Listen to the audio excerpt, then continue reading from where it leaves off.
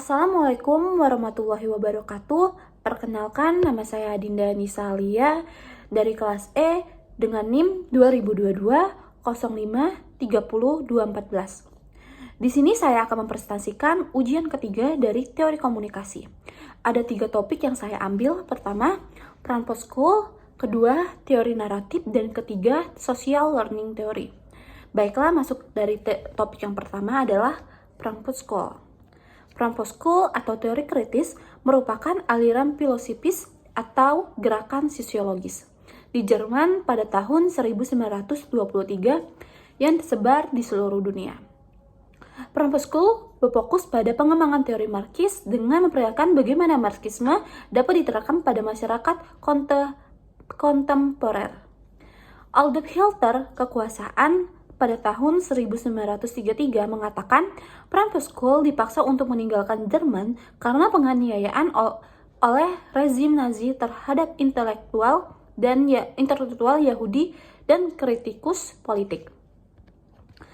Pemikiran awal peran post-school dipengaruhi oleh gagasan Marx dan juga pemikir seperti Friedrich Nietzsche dan Sigmund Freud yang memperluas wawasan Marxis tradisional dengan memperlihatkan isu-isu seperti budaya, estetika, psikologi, dan ideologi. Perpindahan ke Amerika Serikat dan Perang Dunia Kedua, peran post-school mengembangkan pemikiran mereka yang menekankan pentingnya kritik terhadap budaya massa dan aliansi dalam masyarakat kapitalis modern dan konsep-konsep seperti industri budaya dan budaya populer untuk menjelaskan bagaimana bahwa budaya dalam masyarakat kapitalis diarahkan oleh kepentingan ekonomi. Peran post-school juga mengkritik struktur sosial yang eksklusif, pengendalian politik yang otoriter, dan aliansi individu dalam masyarakat modern. Jadi mereka memandang bahwa teori kritis hanya harus mampu mengungkapkan dan mengatasi bentuk-bentuk dominasi dan penindasan dalam masyarakat. Teori kritis yaitu pendekatan kritis terhadap analisis sosial dan budaya yang bertujuan untuk mengungkapkan dan mengkritik struktur kekuasaan, dominasi, dan ketidakadilan dalam masyarakat. Adapun dua teori kritis yaitu mereka mengeksplorasi dinamika kekuasaan yang ada pada institusi sosial, politik, ekonomi, dan budaya, serta dampak terhadap kelompok yang tertindas atau terpinggirkan. Kedua, mereka berasal dari tradisi pemikiran yang beragam. Tokoh pemikir dari teori ini Karl Marx, Max Horkheimer, Theodor Adorno, Herbert Marcuse, Michael Foucault, dan Jürgen Habermas. Ada 4 konsep penting teori kritis. Pertama, kekuasaan dan dominasi. Kedua, ideologi dan kepentingan. Ketiga, pembebasan dan sosial transformasi sosial.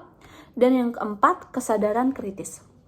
Yang pertama adalah kekuasaan dan dominasi.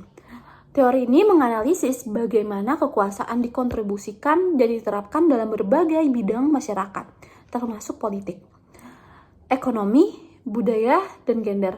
Hal ini melibatkan penelitian tentang mekanisme struktur dan dinamika kekuasaan yang mempertahankan ketidakadilan dan ketimpangan sosial. Yang kedua, ideologi dan kepentingan. Ideologi dan kepentingan, teori ini mengkaji peran ideologi dalam membenarkan ketidakadilan sosial dan menutupi pertentangan kepentingan yang dapat mempengaruhi persepsi, nilai-nilai, dan tindakan individu serta kelompok dalam masyarakat. Yang ketiga adalah pembebasan dan transformasi sosial, bertujuan untuk memahami dan mendorong perubahan sosial yang lebih adil dan instruktif, melibatkan identifikasi potensi perlawanan dan pembentukan gerakan sosial yang berupaya melawan ketidakadilan, serta eksplorasi gagasan dan alternatif baru dalam masyarakat. Yang keempat adalah kesadaran kritis. Mereka mengedepankan kesadaran kritis sebagai alat untuk membongkar struktur kekuasaan dan dominasi melalui refleksi kritis terhadap kondisi sosial dan pemahaman tentang bagaimana ideologi dan kekuasaan bekerja. individu dan kelompok dapat memperoleh pemahaman yang lebih dalam dan terlibat dalam tindakan transformasional. Konsep penting teori kritis.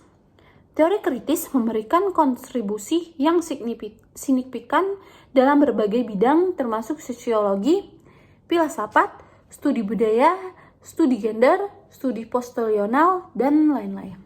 Teori ini memainkan peran penting dalam menganalisis dan memahami struktur sosial yang ada, serta upaya untuk mencapai perubahan sosial yang lebih adil dan inklusif. Topik yang kedua adalah teori naratif.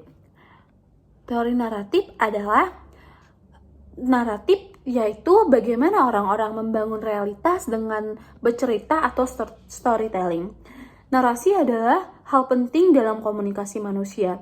Sebagai cara untuk menjelaskan media, sebuah teks dikatakan narasi apabila terdapat beberapa peristiwa atau rangkaian peristiwa-peristiwa. Gerard Gannett tahun 1982 dan 127. Konsep naratif Pisher. Narasi bukan sebuah cerita saja, namun peristiwa yang memiliki alur awalan, tengah, dan akhir aksi simbolis atau kata-kata atau perubahan atau perbuatan yang memiliki urutan dan arti yang mereka hidup, menceritakan dan menginterpretasikan. Ada 5 asumsi naratif Pisher. Yang pertama, manusia bersifat pecerita. Yang kedua, keputusan mengenai nilai sebuah cerita berdasarkan pada alasan atau penalaran yang baik. Yang ketiga, alasan yang baik ditentukan oleh sejarah, biografi, budaya, dan karakter. Keempat, rasionalitas berdasarkan pada penilaian banyak orang mengenai konsistensi dan kejujuran cerita. Yang kelima, hidup manusia dipenuhi dengan berbagai cerita dan kita harus memilih. Rasionalitas naratif atau rasionalitas naratif atau standar untuk menilai cerita yang dapat dipercaya dan cerita yang meragukan. Rasionalitas naratif ditentukan oleh 2 aspek. Yang pertama, aspek koherensi, yang kedua kejujuran. Koherensi berhubungan dengan konsistensi internal dari sebuah cerita, alur cerita, kaitan cerita yang satu dengan yang lainnya, tingkat kepercayaan terhadap karakter pada cerita. Yang kedua adalah kejujuran. Untuk menilai kreativitas dari sebuah cerita, logika penalaran yang baik. Jenis koherensi ada 3. Pertama, koherensi struktural, koherensi materiah, dan 3, koherensi karakterologis. Pertama, koherensi struktural. Sejauh mana alur cerita memiliki alur yang berjalan dengan lancar atau membingungkan. Kedua, koherensi materiah. Sejauh mana kongruensi antara satu cerita dengan cerita lainnya yang saling berhubungan. Yang ketiga, koherensi karakterologis, mengacu pada tingkat kepercayaan pada karakter-karakter di dalam cerita. Analisis naratif. Inti dari analisis naratif adalah untuk mengetahui bagaimana peristiwa itu disusun dan bagaimana peristiwa yang satu terjalin dengan peristiwa yang lain. Mengapa peristiwa yang satu disajikan di awal, mengapa peristiwa yang lain disajikan di akhir.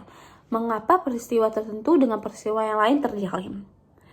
Manfaat analisis naratif ada 4. 1. Membantu memahami bagaimana pengetahuan makna dan nilai diproduksi dalam dan disebarkan dalam masyarakat. Yang kedua, memahami bagaimana dunia sosial dan politik diceritakan dalam pandangan tertentu yang dapat membantu kita mengetahui kekuatan dan nilai-nilai sosial yang dominan dalam masyarakat. Yang ketiga, memungkinkan dan menyelidiki hal-hal tersembunyi dan laten dari suatu teks media. Dan yang keempat adalah analisis naratif mereferensikan kontinuitas dan perubahan komunikasi. Topik selanjutnya adalah social learning theory. Konsep teorinya, teori ini menggunakan sudut pandang kognitif dalam menjelaskan dalam proses belajar dan perilaku. Asumsinya ada 4. Pertama, orang bisa belajar mengamati dari orang lain. Belajar adalah proses internal yang mungkin atau tidak mungkin menghasilkan perubahan perilaku. Yang ketiga, perilaku adalah arahan tujuan tertentu. Dan yang keempat, kognisi mempunyai peran dalam pembelajaran. Model pengamatan itu sendiri adalah model hidup, model penjelasan instruksional, model simbolik, film, televisi, dan online. Faktor yang menentukan perilaku manusia yang pertama, faktor kognitif atau faktor personal. Yang kedua, faktor perilaku dan faktor lingkungan. Faktor kognitif sendiri adalah pengetahuan, ekspektasi dan perilaku. Dan yang kedua adalah faktor perilaku adalah skill atau keterampilan praktik. Yang ketiga, faktor lingkungan adalah norma sosial komunitas dan pengaruh orang lain. Sekian presentasi dari saya. Mohon maaf ada salah kata. Wassalamualaikum warahmatullahi wabarakatuh.